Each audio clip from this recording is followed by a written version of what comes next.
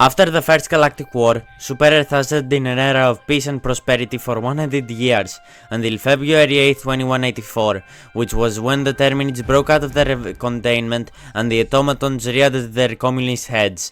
However, now there has been exactly 1 year since then, and the Ministries of Defense and Truth mandate that you and all other Helldivers watch this recap of what has happened so far in the war.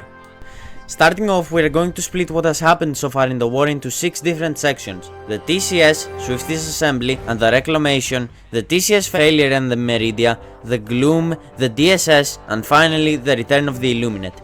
Each of these sections we have some downtime in between them, breaking down the events of what happened between these major orders. Each of these major events will have a timestamp in both the description and hopefully under me in the video's timer. So enough yip yap, now let's start with the first major order to kick off the Second Galactic War is Operation Valiant Enclosure, which the goal was to liberate Angels, Venture and Heath. The overarching goal for the start of the Galactic War was to push the Terminids back to the border planets, specifically all the planets in the Umlaut sector, and set up the TCS, permanently containing Terminids to the outer rim of the galaxy and leaving them to be easily defeated. The first major order in this operation was successful and allowed us to access most of the planets in the sector. However, before we could take those planets, the automaton men started trying to take some of our planets. We obviously couldn't let that happen, so Operation Bulwark commenced to defend 8 planets from the communist faction. Unfortunately, we failed this operation, and with this the automatons reached closer to Super Earth, and especially closer to our factories on Tianquan, which were well on their way to produce the Exo-45 Patriot exosuit. However, we couldn't let its defeat demoralize us. Our main objective was still to set up the TCS, so the Helldivers were called to liberate Veld, and re-liberate Angels, Venture and Heath, in Operations Veld Containment and Orion Threshold, which both were completely successful and gave us access to the planet where the TCS was going to be planted. Before we could activate the TCS though, Tianquan was attacked during the final stages of production for the exosuits, and we needed to liberate the planet so we could actually get our exosuits and that they wouldn't fall into the treacherous hands of the automatons. All Helldivers rushed to liberate the planets and succeeded in the liberation of Tianquan, thus giving us access to our first exosuit, which we would see use in the very next operation. Operation Termicide was a go. There were towers planted on all planets in the Umlaut sector. These towers were filled to the brim with Termicide, a new substance that would annihilate all the bugs on these planets. These towers were named the Terminid Control System and would allow us to put a permanent end to the Terminids' fascism. All that was needed now was their activation, which is what the Helldivers were for. They were sent down to fully activate the TCS on all 4 of the planets. The Helldivers were successful, and the Terminid control system was activated and permanently kept the Terminids at bay and away from our citizens. However, even with this big victory, undemocratic dissidents started spreading false rumors of flying bugs and claimed that they were created by the TCS, obvious lies to spread fear among our citizens, and all dissidents who claimed this were either summarily executed or had their procreation permits revoked. After 2 more major orders to liberate Terminid planets to free them and allow our citizens to return to their homes, one being Prime Liberation, ordering us to liberate Fori Prime and Zagon Prime, which we failed, and Operation Guardian, which was to hold Fori Prime, Estanu, Crimsica and Hellmire, so civilian biomass collection teams could collect Terminid corpses and turn them into E710, which we succeeded. We got some disturbing news. Interrogators, through the use of unpleasant sensory experience simulations, discovered that the automatons were planning something called the Reclamation. In response, High Command authorized. Before the first fight of this operation even began, High Command knew that this would be a tough fight, so they gave Helldivers immediate access to 2 new weapons, the Quasar Cannon and the Heavy Machine Gun. Helldivers, grateful for the new weaponry, embarked on the first phase of Operation Swift Disassembly, disturbing communications. Trust held a long-range communication array. Its liberation would prove critical to disrupt communications and give us intel about what the automatons were planning. The Helldivers were successful and got the intel on the planet. The intel must have been a bust though, right? I mean, they had communications with regions from outside the known galaxy and had blueprints for flying gunships, First the bugs grow wings and now the bots can fly. This was clearly wrong, right? Anyways, with this victory came the continuation of Swift disassembly, destroying reinforcements, as T-Bit was found to have a factory creating automaton units and therefore getting more reinforcements. So with its liberation, reinforcements on all automaton planets would decrease by a lot. However, before we could reach T-Bit, we had to liberate Ubenea, and during Ubenea's liberation, Dropnir, our only supply line to Ubenea, went under attack, and we had a choice: defend Dropnir or liberate Ubenea before the defense fails and gambit it. However, I swear to Super Earth, 5% before Ubenea was liberated, Dropnir referred to the automatons, locking Ubenea from us, and with one day on the Major Order, there was no way we could liberate all 3 planets, and thus the Major Order was lost. The interesting part of this Major Order was why it was lost. It could have been the Helldivers on the bug front, since with the TCS the Terminids couldn't push forward. However, they aren't the main reason, as they are also necessary to keep the bugs numbers at decreased levels. So in the unlikely event that the TCS fails, the bugs don't just overflow on the planets and outnumber the Helldivers even more than they already do. No, instead the main people blamed for the failure of this MO were the Helldivers on Malevelon Creek. Since the start of the Galactic War, there have been a consistently high number of Helldivers on the creek. Even during this Major Order, Helldivers remained on the creek, while still not accomplishing anything and not contributing to the MO. That's when High Command realized that they needed to temporarily halt Operation Swift Disassembly and began Operation Quiet Creek. 24 hours, 1 planet, and 200,000 Helldivers. The Helldivers accomplished this order in a staggeringly low amount of time, and thus finally Malevelon Creek was free from the clankers.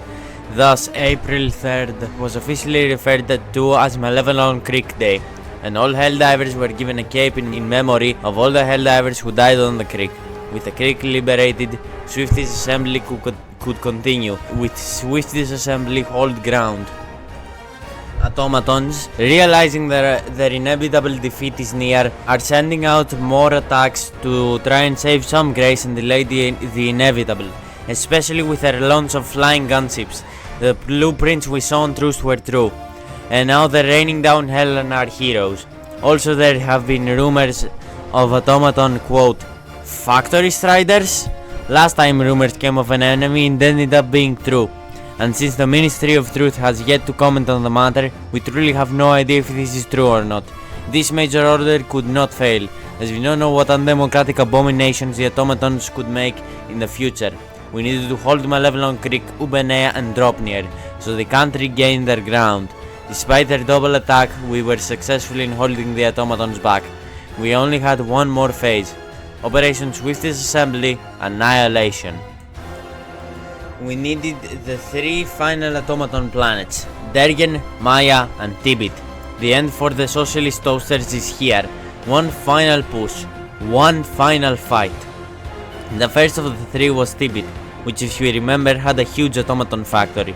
With the factory destroyed, the automatons were even weaker now than ever before. In their weakness, Maya had returned to the way of democracy, and only Dergen was left. With 200,000 Helldivers on the planet, at once victory was achieved. The automatons were wiped from the map permanently.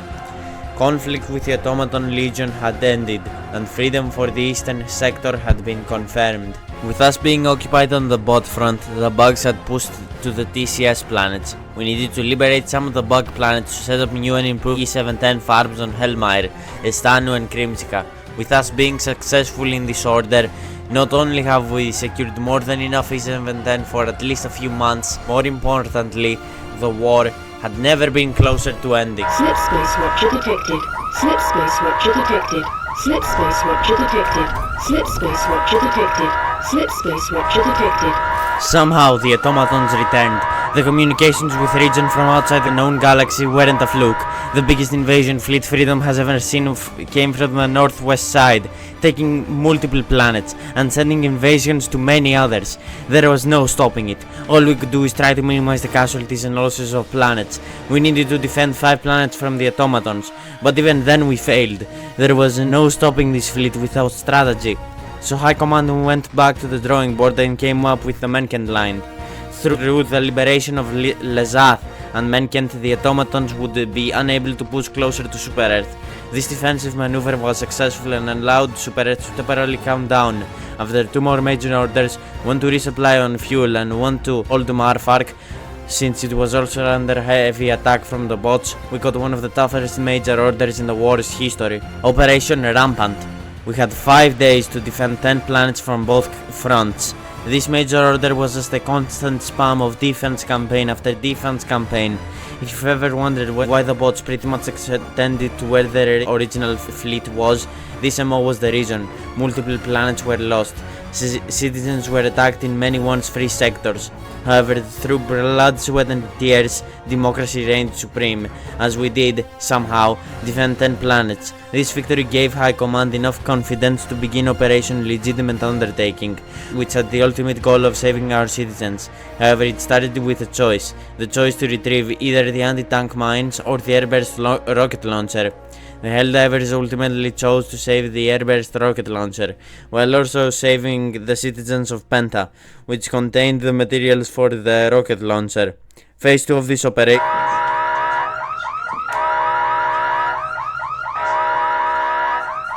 The Terminate control system has failed. I repeat, the Terminate control system has failed.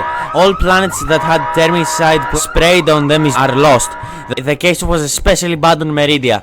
The ground, air, water and every other material on the planet was converted into Terminate spores, leaving the entire planet converted into a super colony. We needed to defend the outbreaks on the planets as well as liberate the planets with the TCS on them.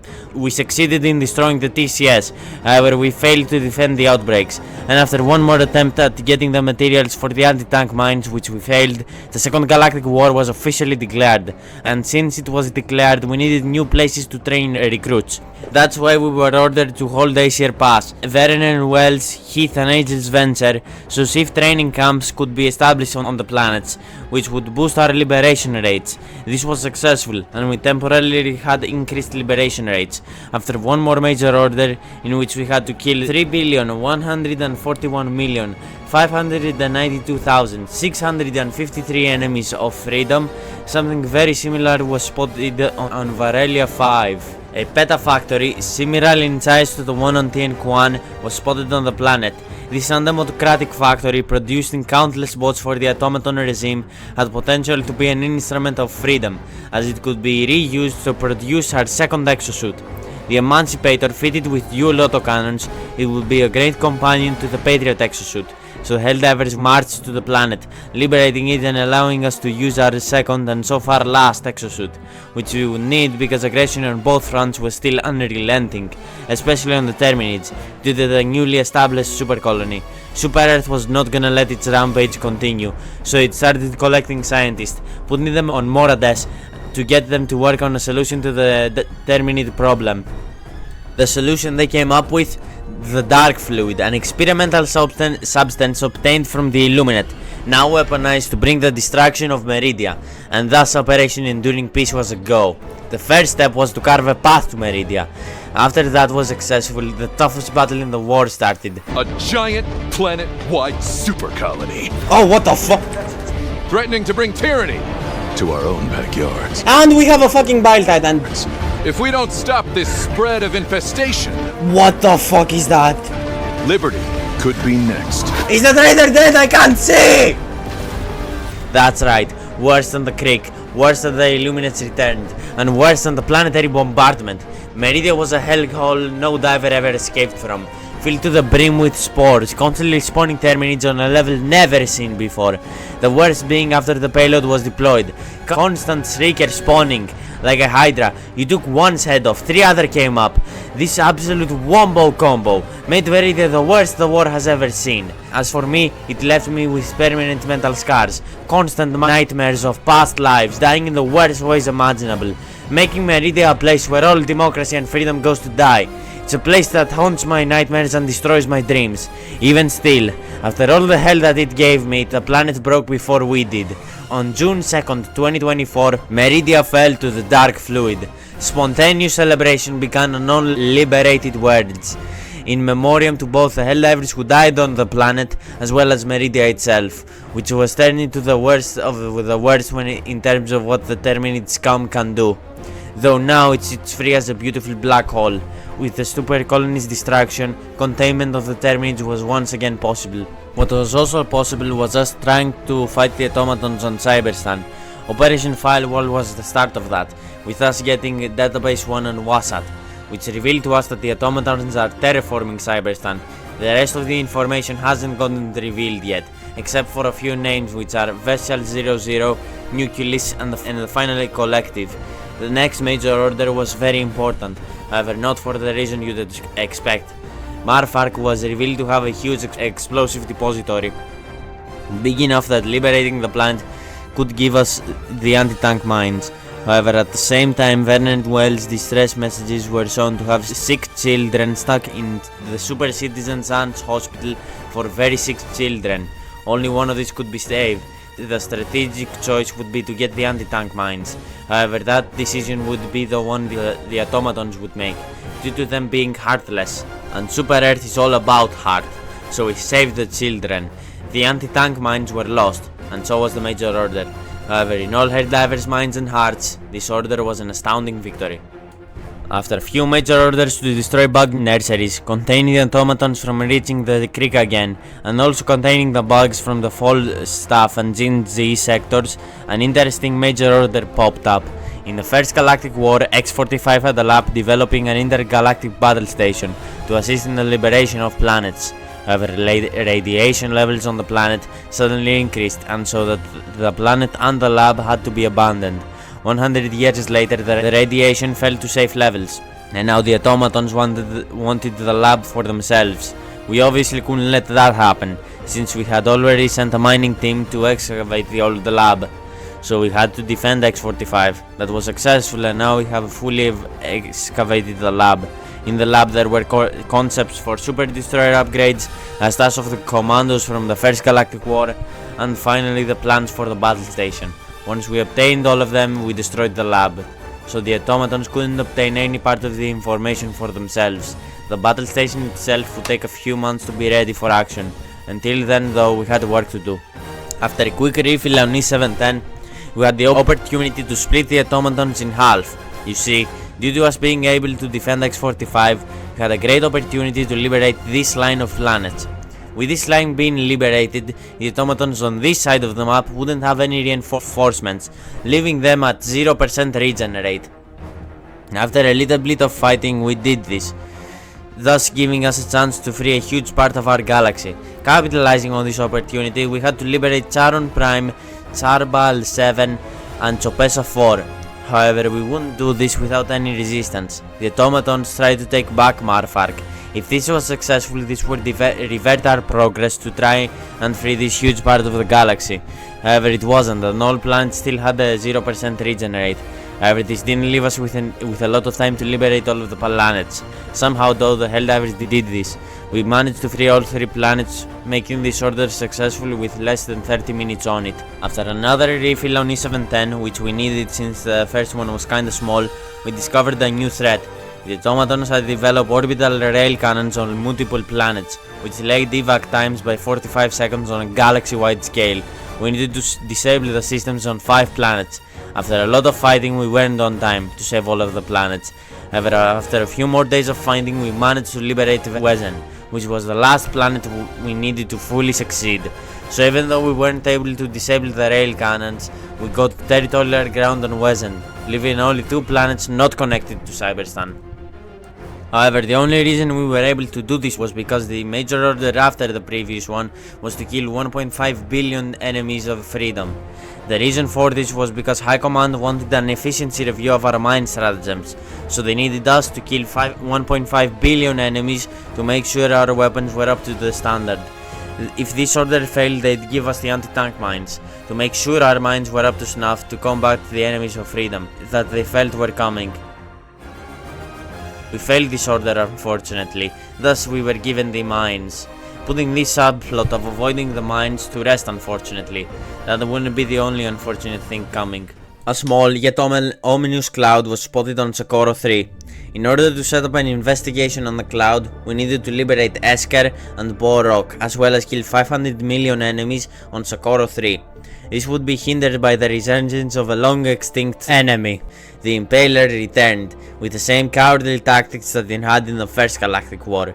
Even with its return, and also a few other mutations, the Helldivers were still successful and the investigation of the cloud had begun. This thing would now be referred to as the mysterious cloud of spores known as the gloom finally showed signs of slowing its growth. Experts speculate that the gloom could be some kind of mutation incubator, supercharging the already extremely high rate of Terminid evolution. Not much can be inferred about it. The only thing we can see is happening to it is its size is increasing. It grew 13% in 24 hours. More investigations would need to continue on the gloom. It already started having effects on the galaxy though, as it started making the Terminids more aggressive and making them attack more planets. We needed to prevent this. We also needed to take the 2 isolated planets left on the automaton front.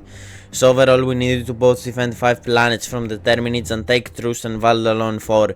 We achieved this graciously, finally freeing the Trigon sector, and the most likely permanently ending conflict on the sector for the rest of the Galactic War. Let's hope this ages well. Back to the gloom, we needed more materials to study it, specifically samples. So the major order was to collect 45 million common samples on Nivel 43, 15 million rare samples on Erson Sans, and 10 million rare samples on Crimsica. Unfortunately, the Ministry of Science detected that most of the samples actually being brought were counterfeits, so the order was aborted, and all counterfeiting traders had their goldfish executed. While our attention was glued to the gloom, the automatons managed to push one sector away from Super Earth, so we had to protect our citizens by liberating the planet close to Super Earth and by defending 3 attacks. This was successful and allowed us to refocus on the gloom, which by this point had spread to pretty much the entirety of the Lestrade sector, so we needed to try and stop it. The only thing the Ministry of Science could think of was to kill the Terminids, specifically the Bile Titans. As they are the biggest of the Terminids, they could have some relation to the gloom, as well as just holding back a few planets on the brink of the gloom, which could potentially hold the gloom back. This was successful and the Cloud of Tyranny was slowed. However, we still needed to find a way to push it out of the galaxy, before it pushed us out of the galaxy. A new addition to our arsenal could perhaps help us in keeping the Terminids back. Inconveniently, a large polystyrene pile was spotted on Vernon Wells. If we got the planet and destroyed 500 million bots, we would be able to produce the orbital napalm barrage. Unfortunately, while we were able to liberate Vernon Wells, we couldn't quite kill all of the bots in time, so the orbital napalm barrage was lost. Even without it though, we still had to hold back the gloom, as it was spreading to the Gen Z sector. So we needed to defend 4 attacks from the gloom while also holding Fact Bay, Gartria and Gar Haren. This was successful, however the gloom ended up spreading to the other side of the map, covering the back end of the Myrin sector and Erson Sands. There seemed like there was no end to the gloom. There was also no end to the automatons, as the automatons had found out about titanium deposits, as well as just in general spreading to the Talus and Tanis sector. We had to defend 6 attacks from the automatons, as well as just hold Dimber from the automatons, so they couldn't build whatever undemocratic thing they wanted. This was successful, however we couldn't push the automatons away from both sectors. Despite this, the titanium was safely and successfully extracted from Imber, so the automatons, even if they got Imber, couldn't build whatever nefarious machinery they wanted to, in order to destroy freedom and liberty. Despite this victory, the gloom, which now covered all of the Myron sector as well as 40 Prime, disturbed the Terminid population to unnatural levels. So we needed to kill the medium level units, which is what the majority of the Terminids were. However, another opportunity for the acquisition of the orbital napalm barrage appeared, as both Tars and Maestia were spotted to possess polystyrene factories. If they were liberated, immediate access to the orbital napalm barrage would be granted, and while this major order had been logged as a failure due to us not being able to kill the Bile Spheres in time, this major order in all Helldivers' hearts is a success, as we managed to acquire the orbital napalm barrage. With this tool, we'd finally be able to stop the gloom from spreading. Also around this time, major improvements to our arsenal had been made, and in order to test out both our improvements and the fleet's readiness, we were ordered to capture more planets than we had lost in this major order. While the improvements to our arsenal were overall great, this order ended in a draw, and thus High Command gave us a readiness level of moderately ready. But that didn't matter now. What did matter was what the Ministry of Science had been cooking up for the past 2 months. The Democracy Space Station has completed its first test fire, successfully destroying a small moon. It is now ready to enter operation. Staffed by over 1.5 million personnel and costing over 1 billion supercredits a day to operate, the DSS is expected to make an immediate and significant impact to the Galactic War. Now, I've already covered this more in depth in a previous video. I'll cover it briefly. If you want more info on this topic, check out my previous video. Back to this video, we needed a location to build it. We chose Galactic, and then phase 1 of construction began. It needed bigger engines to move, however, so in order to allow us to develop the engines, we needed to set up the Xeno-Entomology Center on Turing. After we set that up, the DSS needed a harder material in order to be able to move from planet to planet, and since a cobalt mining facility was spotted on Claurel, we needed to take the planet to set up the Deep Mantle Forge complex. That was successful, and the DSS went into phase 2 of construction. After that, we needed to set up the Terminate Research Preserve on Akamar 4 to provide enough fuel for the Entomology Center, and that was successful, and they also added Tyranny Park to the preserve in order to fund the DSS. After that, the Jet Brigade started attacking our planets in order to find the DSS's location. That failed, however, it was assigned for us to protect the DSS even more, so we liberated Lazath, as it was the only planet connected to the DSS that we didn't have. After its liberation, the DSS went into phase 3, and we celebrated Liberty Day, October 26th. It was beautiful, and after the day, we were granted our Constitution rifles and first Galactic War armor. No rest for the wicked though, as we needed to take Matar Bray to get more information on the Jet Brigade, defend 5 planets from the automatons, and take Karkrax and Pantheon 24. We failed this only because we couldn't liberate Karkrax in time. It doesn't really matter though, because we still liberated Karkrax only a few hours after the major order, meaning that the preserve was still safe from the Terminids. What wasn't was our citizens, because the Gloom was ready to send attacks to our planets. However, the citizens on Tirik, Sirius and Angel's Venture were ready to be shipped to the DSS, which would allow it to be fully constructed, only needing fuel. This was successful, and now we only needed to kill Terminids. However, the Jet Brigade had returned and was making its way to the DSS, and including Tyranny Park, popping and attacking all other planets around it, things weren't looking good. However, the DSS was activated and started bombing Maestia in order to gambit the Jet Brigade's attack on Gallivar. The gambit failed and we ended up losing Gallivar. Defeat was stained on the DSS, however it would make up for its defeat by completely destroying enemy forces in the next major order, liberating 4 out of 5 planets in a week. This was the major order that made the DSS the absolute marvel of democracy that it is. After the DSS saga, the Ministry of Science requested Helldivers to kill 50 million enemies with one of 3 machine guns in our arsenal. The one that reaches the unchanged number first would be considered the Helldivers' favorite machine gun, and the workers who produced the machine gun would be given a 1-hour break. And whilst they fought diligently for the heavy machine gun to win, the one that won was the basic machine gun. After the machine gun manufacturers got their 1-hour lunch break, the manufacturers had their overtime pay pre-approved and started working overtime to produce the basic machine gun to every Helldiver in the fleet. After one more major order to liberate Chuhe to get info on the Jet Brigade, which we failed, we had 2 interesting major orders back to back. The first one was Operation Crab Dust, which ordered us to liberate Esker and Blitzka and Mintoria in order to obtain enough salt to make chlorine. The chlorine would be used to make the gas mines. This order failed, however, so the production of the gas mines was unfortunately halted. The second order is the most interesting one. The Ministry of Defense awarded a multi-trillion-dollar credit defense contract to AM Defense. To account for this exciting opportunity, the Ministry of Defense has built a factory hub on Ascendar Secondis.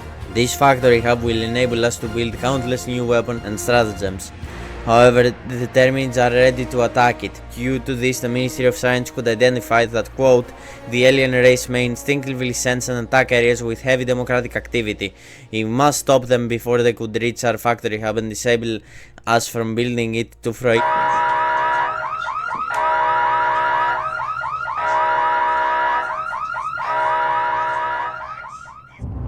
They arrived without warning, laying waste to our peaceful colonies, crushing all resistance. They stole our citizens' homes and their minds, and something much, much worse, their freedom. Code Red! I repeat, Code Red! All units to Libcon 1. The current objective to defend the factory hub has been reassigned. We must defend our planet under attack. Early reports seem to indicate that... No. It can't be. It's... The Illuminate have returned, and now are attacking Calypso in the single largest attack the galaxy has ever seen. A level 96 attack. The second largest attack was by the Jet Brigade, which was 58. Calypso was a nightmare. Info on the Illuminate weak spots didn't exist at the time, and worst of all, the DSS was disabled. So the only thing we had was brute force, and boy was the force bruting. We lost 38 million Helldivers in 3 days. For reference, Meridia took 41 million Helldivers in its entire lifetime. At most, Meridia's super colony event took 21 to 26 of those. Malevelon Creek took 27 million Helldivers in 9 weeks. It was by far the most Helldivers claimed on the planet in those 9 weeks. Calypso did that in 2 days, and still, even after 38 million Helldivers lost, we, by the skin of our teeth, repelled the Illuminate invasion on Calypso. We beat a level 96 invasion. If there was ever a good time to play the Super Earth Anthem, it would be Liberty Day. The second one was now. After the initial invasion, it did take a few days for the Illuminate to return. However, after their return, their cowardly tactics were revealed to us. The Illuminate don't take planets. However, what they do is attack our colonies and kidnap our citizens. The reason they do this is because they want to kidnap our citizens and make them into their zombie-like slaves, which we call the voteless. That's why the majority of Illuminate major orders from this point are to defend attacks from them, because that way we'd be able to save more of our citizens, rather than letting them be turned into these undemocratic monsters. However, there's been a lot of questions about the Meridia black hole. Most Helldivers have noticed that the black hole has changed, now having a more purple aura. So the Ministry of Science decided that enough is enough. We're going in depth on the black hole science and characteristics. So they decided to set up the Center of Science on Fenrir 3. After it was set up, it confirmed that the Meridia black hole isn't a black hole, it's a wormhole, and there is a chance that the Illuminate came from that wormhole. But while that's a big problem, we had celebrations to get to, because it's Festival of Reckoning 2184, Christmas in the Helldivers universe. It's a 3-day celebration, which each day related to a different form of weaponry. First was incendiary weaponry, then it was explosive weaponry, then to end it was a truly overflowing bounty of all manner of weaponry. It was good to relax, play in the snow, kill enemies of democracy, and overall spend some time with the family. However, we needed to protect that family, so Operation Liberty's Shield had begun. We needed to protect our citizens, so we set up the Center of Citizen Surveillance and Safety on Mastia. After it was set up, our citizens could sleep safely, knowing that they would be protected from the Illuminate, and our Helldivers could lie with a burning fire in their hearts as Freedom's greatest weapon was back in action. That's right, the DSS is back and it's improved. Kinda. It now moves every 4 hours instead of every 24 hours, so it's far easier to time when to deploy it, where to deploy it, and to counter Illuminate attacks, since they only last for 12 hours. Where the kinda part comes in is that the planetary bombardment action was now offline, instead replaced with heavy ordnance barrage, which grants all Helldivers the 380mm stratagem. This decision that while most people like, I really don't like. However, again, I don't doubt that it's being faced by the Ministry of Defense to be even greater than it was before, and not create as many friendly casualties. Anyways, back to the Major Order. It was to hold back 14 Illuminate attacks in 6 days. Now if you can count, you'd realize that we have to defend more than 2 attacks per day. Now if you combine your knowledge of us notoriously not being able to defend 2 attacks at a time, and the knowledge that we would have a massive part of the corp fighting on Heath, which we had lost in a previous Major Order, you'd be able to recognize that we failed this Major Order, and by a landslide. We couldn't even complete half of the defenses. But on a positive note, the DSS heavily assisted in the liberation of Heath, so overall this Major Order was a negligible fail. However, even still, the citizens kidnapped and changed by the Illuminate will be avenged by our Helldivers and the DSS, and their families will see the light of liberty soon enough. The DSS would be needed for now though, as all 3 fronts have been acting up, starting with the gloom, which had been making the Terminids more and more aggressive. It was actually the whole reason why we had lost Heath. So more research was needed into the gloom, and in this research a new discovery was made. Gloom spores seem to produce 10 times more E710 compared to regular conditions. So with this new discovery, the Ministry of Science decided to fast track anti-gloom technology. To make this technology, they needed samples, so we were ordered to take 22 million common samples from Ereta Prime and 15 million rare samples from Galactic. We achieved this. However, anti-gloom technology would need to be shafted for now, as random disturbances and quote wobbles in space-time had been occurring. These were certainly related to the Illuminate, and along with them attacking more and more planets, it was an intriguing mystery what they were planning. However, again, we didn't have time for that, as the Jet Brigade factories had been spotted on Short Bay. However, there didn't seem to be any jetpack assailants on the planet. It seemed like this was our opportunity to assume an end to the brigade's reign of terror, so our goal for this MO was to liberate Short Bay, and lo and behold we did that. However, this was no time for celebrations, as the Jet Brigade was right under our noses and had formed on Menkent, and it was ready to attack Lezath. However, before it could do that, the DSS fucking dunked on the brigade with orbital blockade, locking the Jet Brigade on Menkent for 24 hours and allowing us to damage it before it could even attack another planet. And once it attacked Lezath, we dunked on that ship again! With the Eagle Storm, delaying the planet's defense fail for another 24 hours. With this absolute humiliation towards the Jet Brigade, the next Major Order, which was to hold the Short Bay so safe units could pull out from the planet, was successful. However, that wasn't the main threat to democracy at this time, as the Illuminate's true intentions were revealed, and they're far wackier and more dangerous than just kidnapping our citizens, if you can believe that. Remember the space-time fluctuations? Well, we discovered what they truly were. Dark matter had been getting siphoned from places all over the galaxy. This repulsive and undemocratic essence had massive potential to be dangerous, especially in the hands of the Illuminate. So more research into the association of dark matter and the Illuminate was needed, and the research concluded that, and you're not gonna believe this, the Illuminate are invading our planets to siphon dark energy from them to move Meridia closer to Super Earth. Currently, Meridia has only moved a few inches, mostly because this bar hasn't filled up yet. Once it fills up, we'll see what happens then. And unfortunately, this is where this video closes off.